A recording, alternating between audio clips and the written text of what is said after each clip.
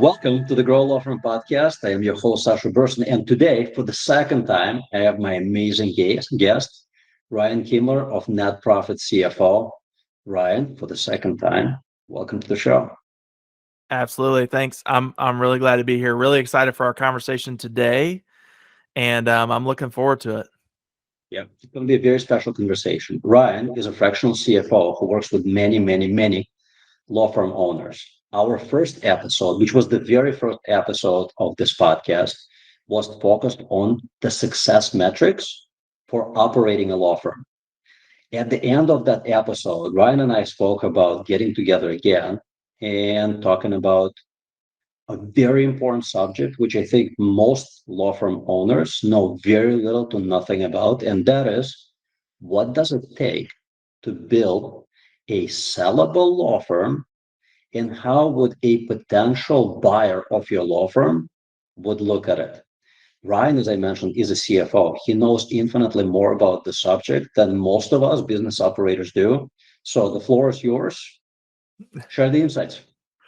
Sure. So, when I think about selling a firm, there's a lot of things that go into this. A lot of things that could impact this. And the obvious one is not just the historical financials and the projected financials, right, and on where the company's going, but also just economic factors, right? What kind of an economy are we in, right? That has dramatically changed. The economy has dramatically changed over the last, year, right? I mean, inflation, employment, market, interest rates, right? I mean, all of those things really affect the price of a law firm, right? That I think is really easy to start off with, right? The price of you, if you're looking to sell your firm today, the price of it today is not going to be the same as it was before we hit all this inflation and interest rates and all that, right? Or worse. Probably worse. I would say worse, right? I mean, Mhm. typically when we have economic kind of downturns, I'll use that quote loosely because I'm not going to say that I'm an expert economist because I'm not. But right now we're kind of in an economic downturn. That's typically when the opportunity to buy is really great, right? And I think if you're a firm out there and you're sitting on a lot of cash, maybe you've had a healthy business, maybe you listened to our first episode and really, took note and really ramped up your firm's profits, this last year, and you're sitting on some cash, the opportunity to buy coming up here in this next year, I think has the potential to be really good. I'm so glad that you brought up this point. And I wonder, maybe we should have started at this. Why do people buy law firms? Yep. I think the biggest there's a couple big reasons that I really see. Number one is they see it as a fast way to scale their practice, right? Especially if they feel really confident in their back office operations, right? That they know that they're buying a book of business and they really have the operations down pat, that it's going to be efficient and they can take on that additional volume and really scale their practice quickly, and also kind of turn the practice. Maybe the practice didn't have strong net profits, but the new owner believes that they can take the systems that they're already using in the same industry and really implement quickly so that they have a great net income and return on their investment. I think that that's one of the biggest reasons, right? That Is makes really perfect sense. scale Well, quickly. let's just use a hypothetical scenario that I own a law firm that does $2 million in gross revenue, and we're operating very well. So at the end of the year, there is a 25% pre-tax profit, so $500,000. I want to grow this law firm and get a lot bigger. My avenues for growing it, one, organic. I have well-performing marketing, and I'm probably increasing through that marketing 25, 30, 35, 40, maybe 50% a year, right? It's a considerable investment, but it keeps on paying off. I also have business development in place, so I'm getting more referrals from other service providers, other attorneys who do not do what I do. Things are going really well, Now I really want to start scaling up because I'm an ambitious person. I'm in my mid 40s. My retirement is still very far away, and I want to build this generational wealth. But I see that doing this organically through all of my efforts is paying off, but a little bit too slowly for me. So I go and I look at other law firms that I can acquire, and I run across your law firm, Ryan, and you also do a couple $1 million. I'm looking at this end. You're efficient. You're also making 20% net profit at the year's end. I'm like, if I buy you and I add your revenue because you have a marketing system in place and you're generating cases, whether you're there at the firm or not, if I add you, I'm going to double in revenue at the point of acquisition. I do not need double the staff. So I'm going to cut my costs. And by cutting my cost, I'm going to go from making $400,000 in one law firm and $400,000 in another law firm. Might be able to cut like 5% of my costs. So instead of $800,000, I'm going to make $1 million. And by the way, I can finance 90% of that acquisition through an SBA 7A loan, which 10% down payment or $200,000, and I'm in. I wanted to just present a picture of how these things can work because through having conversations with thousands of lawyers over the years, most of them don't give this a lot of thought. They don't think about why I might have to sell one day, health issue, family issue. I'm just sick and tired of being a lawyer, whatever it may be. And most of them also don't think about acquisition, but you should, because this is a really fast way to significantly increase your profit. And even to add on to that, right, is probably a better investment than the stock market most of the time. 100%. Right? I mean, if you've got those profits sitting there and you're like, I've got a bunch of cash sitting in a bank account that isn't making me anything, right? Where am I going to invest it that I really feel comfortable with, really feel safe in, really have confidence in? Given what the market has done over the last couple of years, it's probably not the market, right? And so it is a fantastic investment vehicle when you can find the right opportunity and really, as I said, implement systems and make sure that that business, that new law firm that you just purchased and acquired, continues to produce a return. Mm-hmm. Fantastic, investment vehicle, fantastic place to put money. And you as a firm owner, you're not getting into murky waters. You already know about the topic, right? You're already an expert at running a firm. Yep. And, to kind of add on to that and take it a step further is, maybe it also further diversifies your current firm. Maybe the firm that you're buying is in a similar practice area to the one that you already have, right? Maybe you have attorneys on staff that have worked somewhere else in the past, that have industry experience in other practice areas. And so you go out and the firm that you buy specialized in a different practice area. It really diversifies your firm and opens the door for a new clientele base that you probably weren't having access before, and possibly you're even cross-selling some of these clients. Absolutely.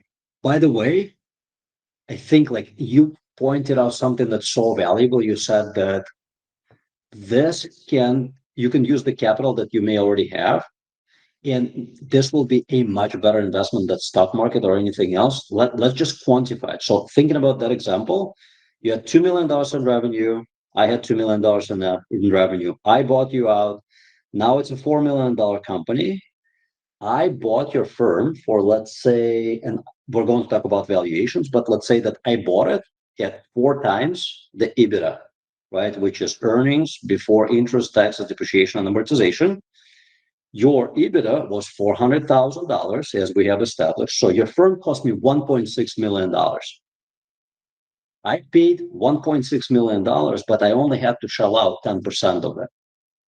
With some advisory and everything else, I'm going to say 10% of 1.6 million would have been 160,000.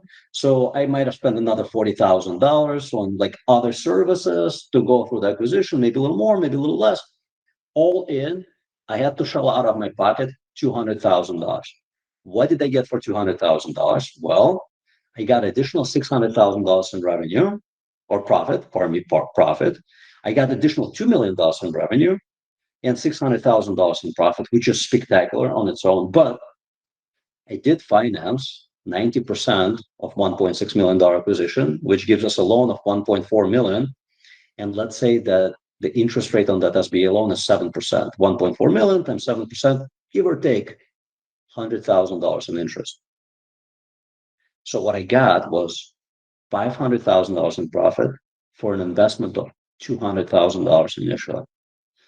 Holy shit. So every year, I am 2.5 times of what I have invested. S&P 500, which is kind of a staple for the market, right? Over the last 90 years has produced, including reinvestment of dividends, 9.5%. Here, I'm getting 250%. Yep. Roughly 30 times more than S&P 500. Not too shabby. All of that for about 200 grand. Yep. Yep. And that is, again, really, I mean, that the first episode that you and I talked, that is really the power of having a business that has strong profits, strong cash flows. It gives you opportunities, right, for the future, right? Super crazy return. Can you talk more about that? Let's say that you're working with, and I'm sure you do, with some law firm owners who are thinking that sometime in the future, they will sell their law firm. Yep. How do you help them prepare? What do they need to have in place in order to make this sale a very profitable endeavor for them? Sure. So a few things. Number one, I mean, obviously you want it to be profitable. You want it to have a strong cash flow. But one of the next things that I typically talk about is client base, right? Is, what does your client base look like? Do you have a client that really has an appreciation for the name and the reputation of the business, right? If you're in a practice area where they could be repeat customers, are they repeat customers? Are they sending you referrals, right? The client base that you're going to pass on to the next firm owner has tremendous value and is really super important, right? And the firm reputation really kind of goes hand in hand with the client base. One of the places, though, that I've seen some law firms run into trouble is when they change ownership, especially if they have their last name on the door, right? Which a lot of law firms really do. Which is not a good idea. Yes. Is how does the client base feel if the main guy with his name on the door isn't there, right? And that usually ends up playing into part of the sale too. And the terms of the sale is how long of a transition period is really going to be necessary for that client base that you've built up and that reputation that you've built up to really pass this firm off so that it gives value to the next owner. Because if it's just a flat, pay me my money, here's my book of business and I'm gone, the value in that is far less than an attorney that's willing to transition out and help the next owner really take it on, right? And really make that transition and make it a smooth transition. Apologies for interjecting for a second, but this makes sense for non-transactional law firm. Specifically, like if I own a law firm that specializes in corporate law, I work with small and mid-sized companies. That's non-transactional.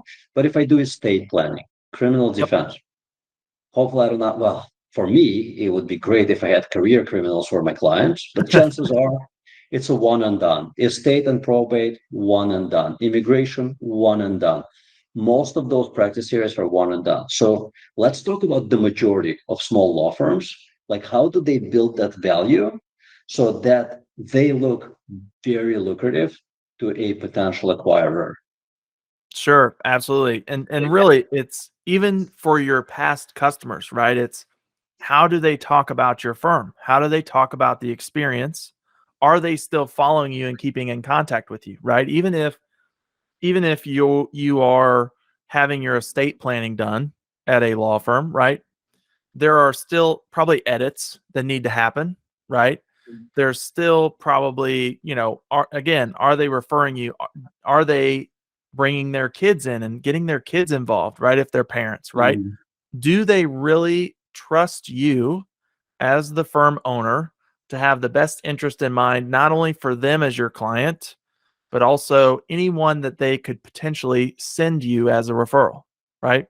Because there are, as you said, I mean, there are a lot of, transactions out there that are one and done, right? And so really the importance of the book of business at that point is, how loyal are they? And, what is their network worth to the firm, right?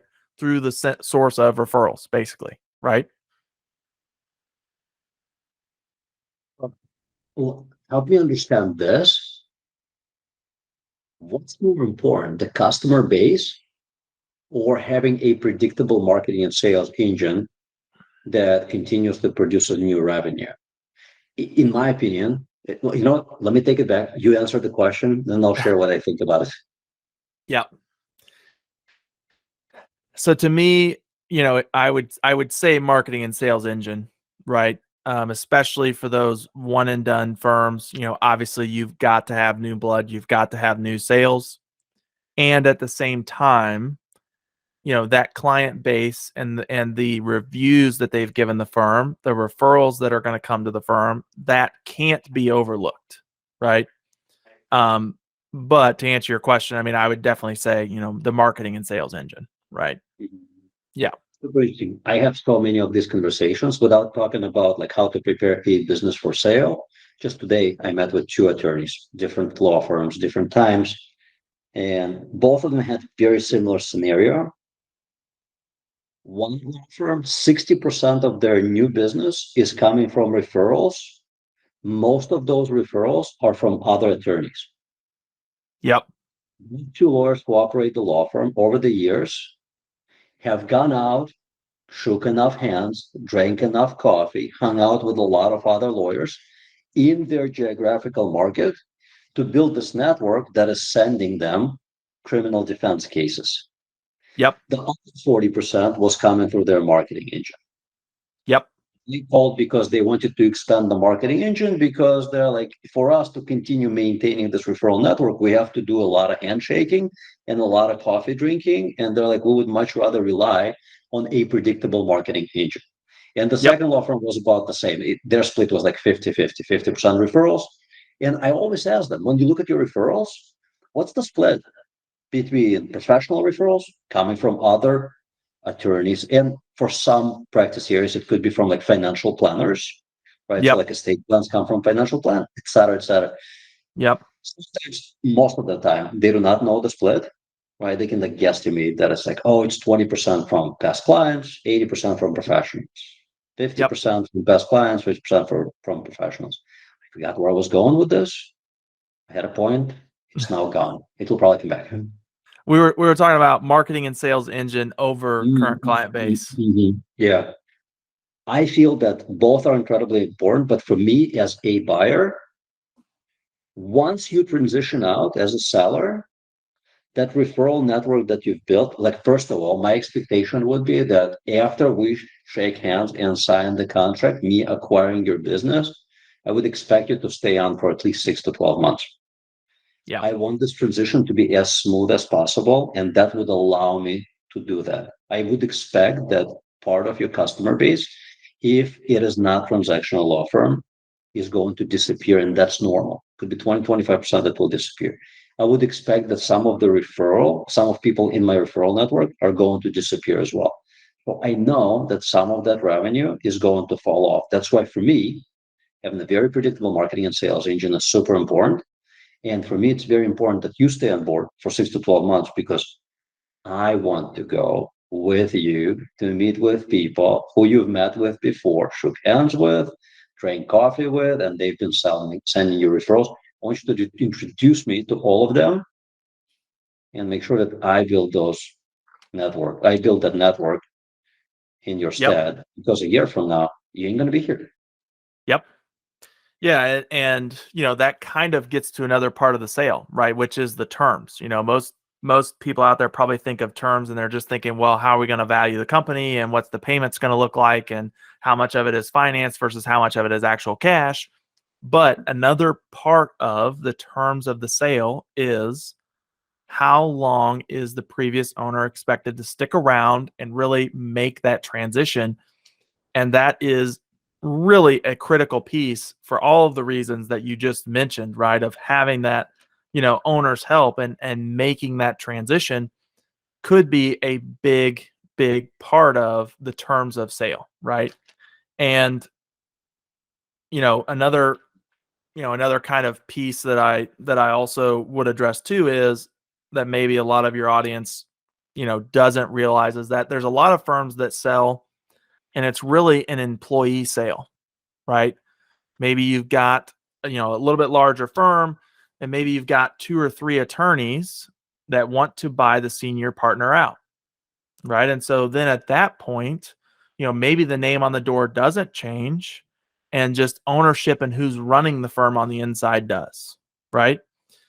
If that happens, and the other thing that happens sometimes too is sometimes kind of as a retirement vehicle, I've seen some owners, kind of make an employee sale and they still keep a small percentage of ownership, right? So then they still have a vested interest, right? But like in an employee sale, right, you've got to lay out the terms. Maybe the business profits is going to fund the employee sale for the employees, right? That could be a portion of kind of the terms of sale as well, right? Is, can we pay the business owner that we bought out back using the business over the next few years so that we're not financing any money, not paying any interest? And what does that look like? Obviously, you still put a loan on the books, right? I mean, it's a loan, from the previous owner, but what does that look like? And maybe the previous owner does want interest payments included in that. That's again part of the terms of sale that's really, really important to work out, not just how long the seller is going to stay around and not just the price. But what are the terms of the deal? There's a lot that goes into that. That's an interesting point, and that is when you are buying another business, another law firm, you should consider that most of those buyouts are leveraged buyouts. You're leveraging the loan that you're probably going to get through SBA, 7A type loan, 90% financing. The profit that you're going to get from operating the law firm is going to be used to make your payments. Yep. You do not have to shell out those payments out of the pocket. Obviously, there is a caveat that must be disclosed. When you are acquiring a business, especially if you're doing it for the first, second, or third time, get an expert who has helped other buyers acquire similar businesses to help you perform due diligence. So when I mentioned that in addition to the down payment, you're going to spend easily $30,000-$40,000 on acquisition, you will be spending it on people like that who are going to make sure that you are making the right financial decision. Yep. There are mistakes that can be made in acquisition, for sure. So you gotta have the right experts. Even if you've done this 5-10 times, which I assume 99.99% of all lawyers will never acquire 5 businesses in their lifetime. Chances are they will never acquire one. Probably a lower percentage, right? Probably not 99.99. Some of them will acquire another business, may it be a law firm or any other type of business, but the vast majority will not. So you've got to make sure that you have the right experts, and they will much more than pay for themselves. Yep. Like And it's a good investment. Yep. And while you're mentioning that, I mean, tax considerations, unfortunately, I mean, I'm not, I hate taxes. I'm not a big fan of taxes, but tax considerations are really important to take in, right? And one of those, professionals should be a tax expert, right? And that could be a CPA, right? Could be an EA, but the important thing is that they really, What's EA? yeah. So an EA is an enrolled agent. What is that? An enrolled agent is a certification that's basically given out and regulated by the IRS. What are they? I've never heard such a term. Yeah, so tell me more. Sure. So EAs, I mean, really, if you have your EA designation and if you're an enrolled agent, it really means that you understand and know the US IRS tax code, right? Your expertise, it's basically a certification in US taxes, right? So, CPAs, EAs, I mean, they, if the CPA really specializes in taxation, right? They really know taxes and they're really an expert at it. And having someone like that as an expert in your corner can kind of help you navigate what the tax implications are of selling the business, and is really important if you're on the sales side of the transaction. Interesting. By the way, today, so we're recording this in January of 2023. If I was to sell a business that I've been building for the last 10 years, what's the tax rate? I don't know. I am not a tax I mean, expert by any means. CFO, not a tax expert. I'm just wondering because this is like a long-term asset that you've built, so it should be like Yeah. a capital gain tax, or what's the Yeah, applicable tax in selling the business? that would be really, really tough. The hard thing is I think you would have a tough time having this not hit your personal income. Mm. Even So, though it's a business and even though it's an asset, right? I mean, and entity structure also will come into play there too, right? so if I'm selling a C corp, arguably the tax bracket that I would hit should be lower than if I was selling S corp. Yeah, and C corps are their own taxable entity.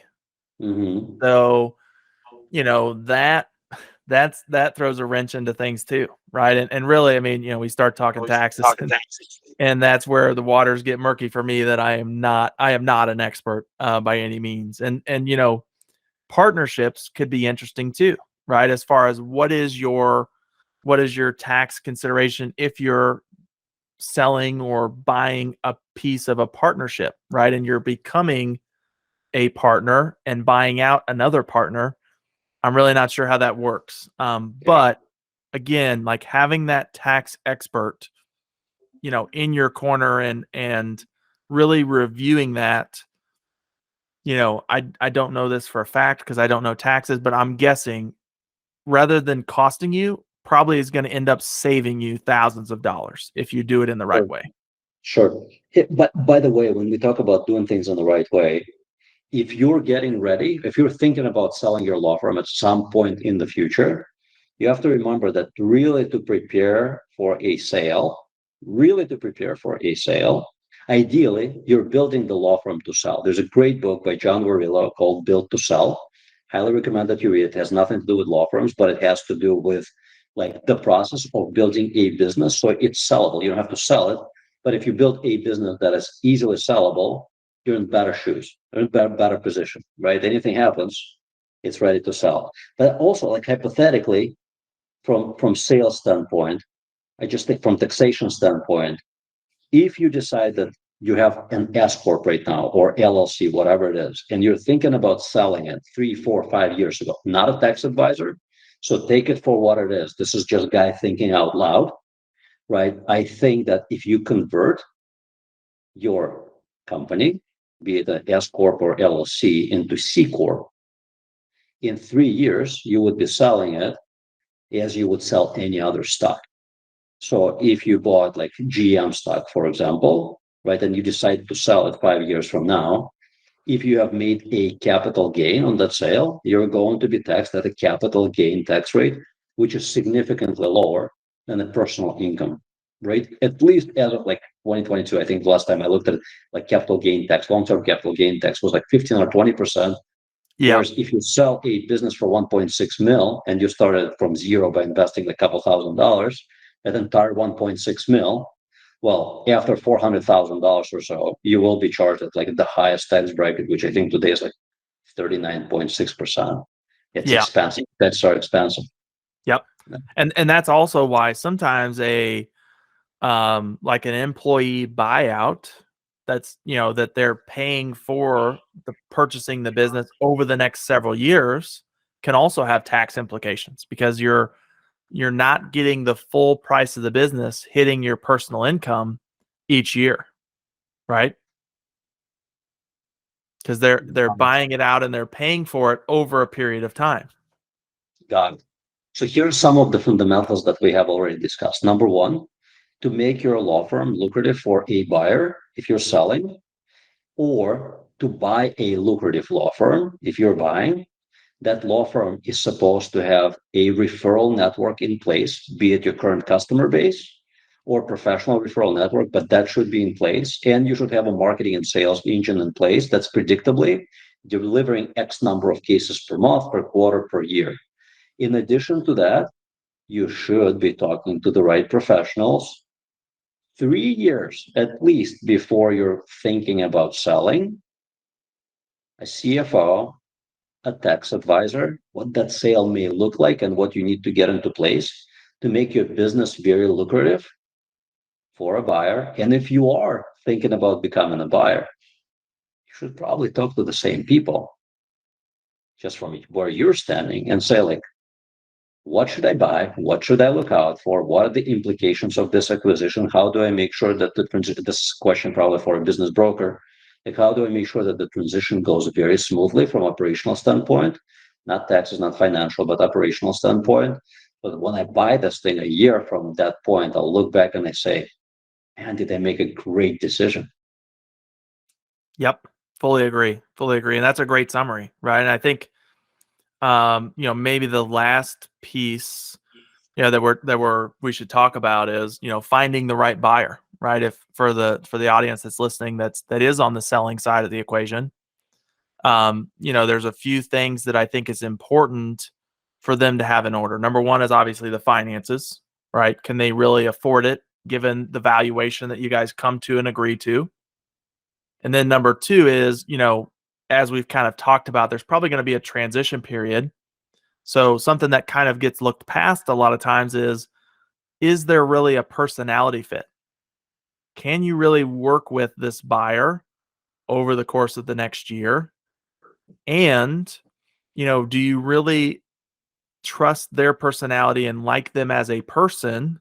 Because if you like them as a person, your clients found you because they liked you as a person, right? And same way with your referral network, right? They found you and connected with you and worked with you because they liked you as a person, right? And so you don't want to work with a buyer that's an absolute jerk, right? That you don't get along with, right? Because that's not going to be successful for either side. You're going to have to work with a jerk and they're not going to get the business that they want to get because their personality doesn't fit with yours and that probably doesn't fit with your client base and your referral network, right? And then, and I think that, finding a good buyer is a process that, you really need to invest some time into. And the other, third thing that finding the right buyer that's really, really important is the buyer's timeline, right? Are they really ready to transition in and buy when you're ready to sell, right? And so, depending on what they already have going on at their firm, right? Maybe they are not ready to buy. Maybe maybe they just hired a bunch of staff to take care of the new volume that their marketing and sales engine produced, and they've got to train that new staff and really get them up and running. They're probably not ready to buy, right? Even though they might want to, they might have the finances, they might fit personally. They've got to have the right timeline and be ready to buy when you're ready to sell so that it makes sense for both sides. But I think from the selling side of things, I think finding the right buyer might be the most important part of the process.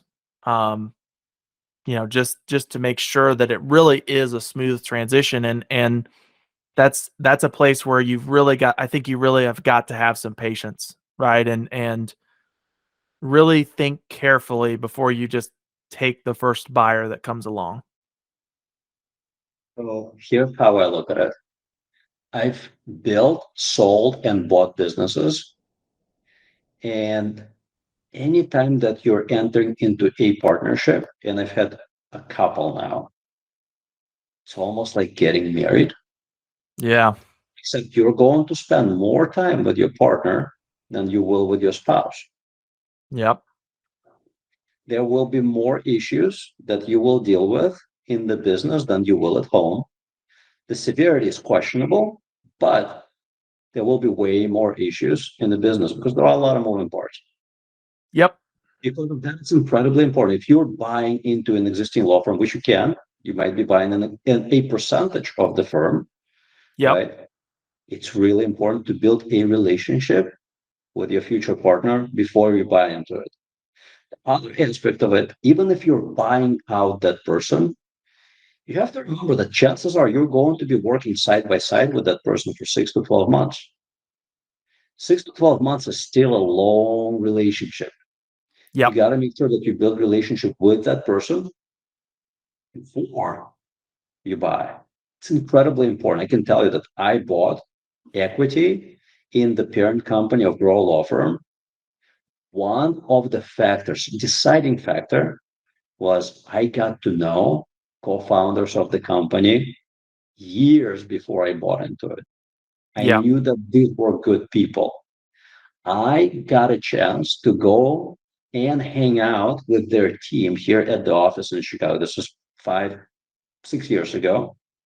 That I got to know the employees. I got the vibe of the place. I got how it operates.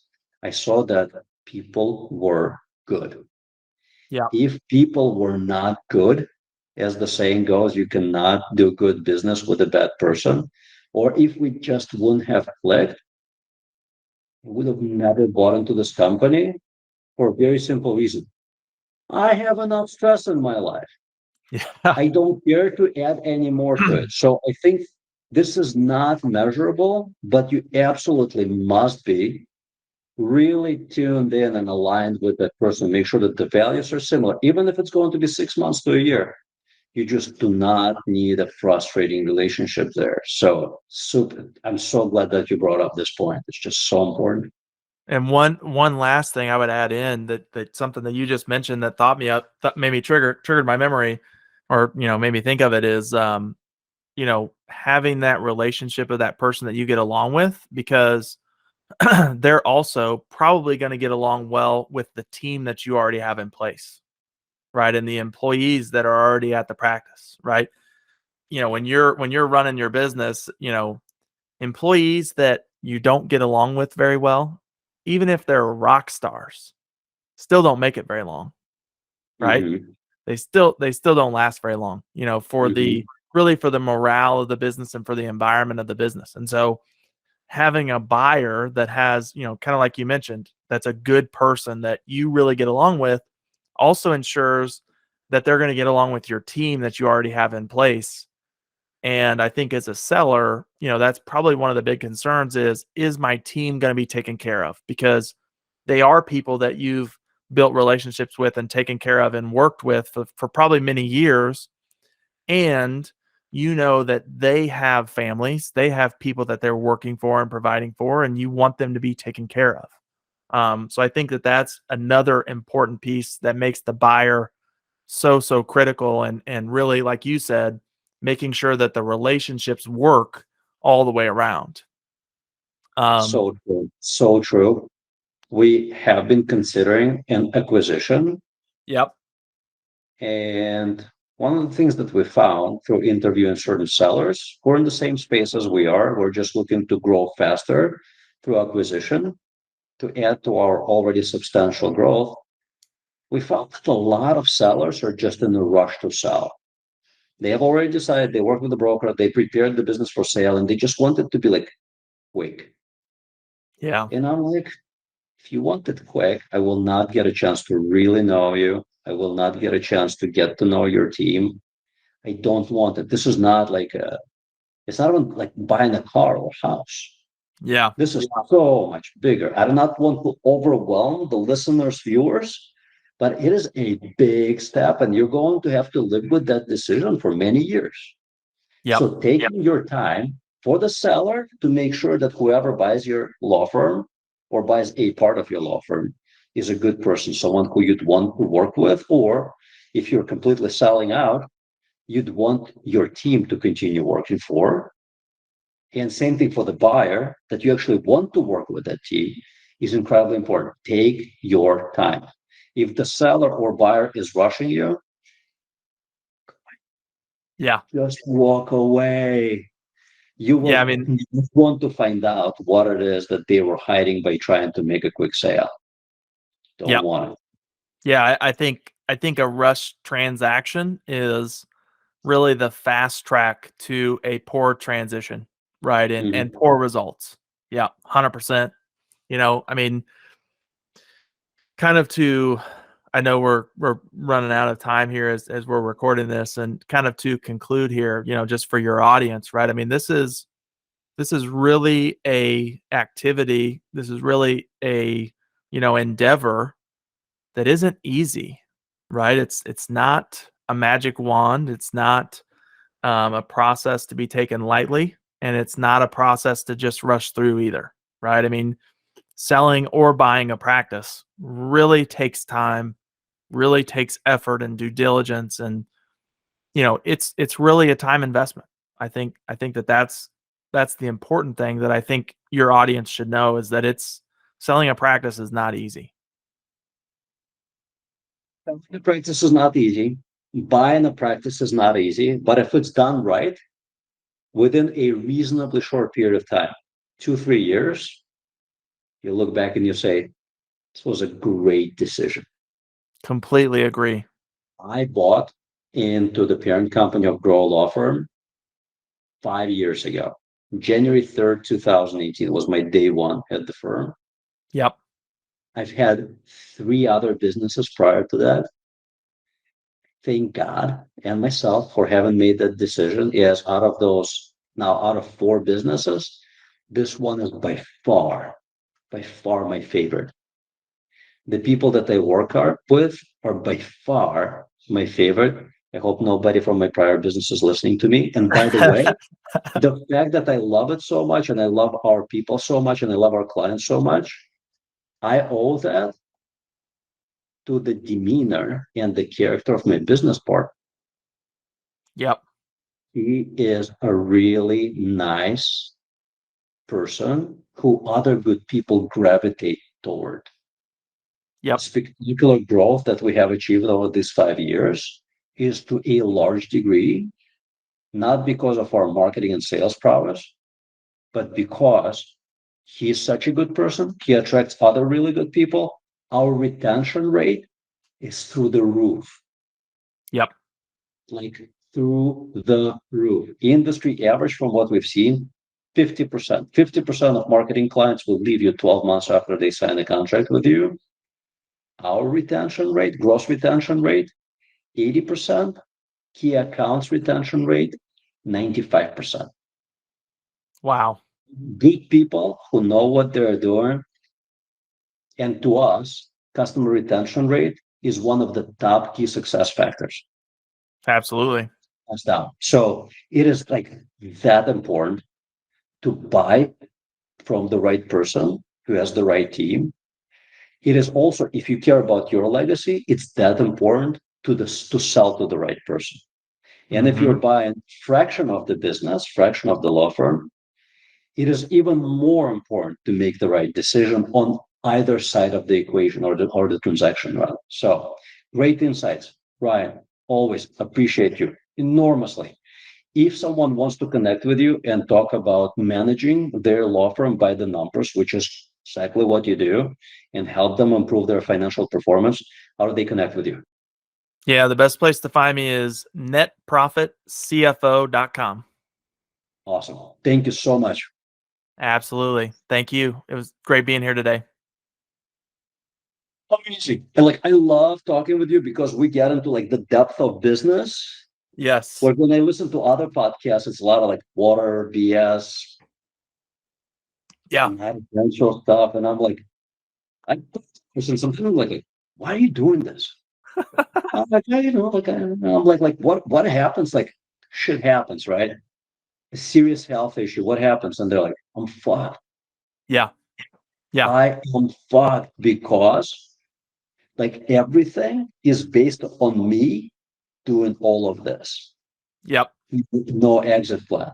I talk to other lawyers and I'm like, what's your goal? And my goal is like locked. Some of them are really, really ambitious people. I'm like, how are you getting there? And they're like, well, I'm growing like 50% year over year. I'm like, if that velocity, you'll be there in like 9 years, 10 years, 12 years. You know, there's a faster way to do this. And they're like, how? I'm like, you can buy another law firm. Yeah. And I'm like, oh, haven't thought about it. It's again, just the fact that lawyers are classically trained specialists in law, but so many of them are business owners without having the benefit of any training in business. Yep. It's a different Well, and thing. that's like that's like so many of them. Like they think that they are really, really well prepared for retirement, right? And that they have the money. Yeah. And on the flip side, the truth of the matter is that they don't. And I'm not, I'm not a retirement, specialist or anything like that, but I connected with a financial planner that specializes in working with executive partners of law firms and law firm owners. And that's exactly what he told me was they are not prepared for retirement and it's not even close. Like Yeah. at all age ranges, not Yeah. like the guy that's ready to, wanting to retire in the next few years, all the way down to the newest partner in the bunch that's in his 30s or 40s. They don't have a plan, they're not ready to do it, and they think that they are. And like just the gap that he described to me, I'm like, "Oh my gosh, this is, Huge, right? yeah, Huge. yeah, Like yeah, your lifestyle is going to change dramatically if you retire tomorrow, like yes, dramatically. yeah, And for the rest of your life, it's going to be dramatically different. yep, Yeah. yep, Hey, and I got to run. I apologize. I got another meeting coming up in a minute. sure, Actually, I just lied. It's not another meeting. My 15-year-old has a competition. He is a swimmer, okay, and I promised to be there. It's in 15 minutes, so I got to run to his school. sure, There are a couple of other things that I definitely want to discuss with you at a later date. One of them is I am building up my content from this podcast. I am intentionally inviting people who are experts in things that I am not, such as yourself. I am planning to hire a ghostwriter and actually publish a book okay, about all of this to talk about like marketing and sales engine and how to build a sellable law firm. okay, So it's a bigger conversation than I have the next 10 seconds for. There's another aspect that I want to discuss, but I really got to run because my kid is going to be furious if I don't show up there by 5:15. Awesome to see you. I'll email you. We'll schedule another meeting. okay, sounds Thanks, good. Ben. Hey, real quick, I Yeah, have a podcast now too. Just started it this year. It's called the Net Profit love it. Podcast, Good for helping you. small It's business awesome. owners grow their profits. Yeah, I want you on as a guest. let's schedule that. I'll send you Uh, a link to my calendar invite or to my calendar. yep, and I actually have a guest form. It's short. It's pretty Okay. short, but I'll send that link to you. Perfect. Okay, I'll take care of that. Thanks, Ryan. See you later. Yes. Talk to you soon. Bye.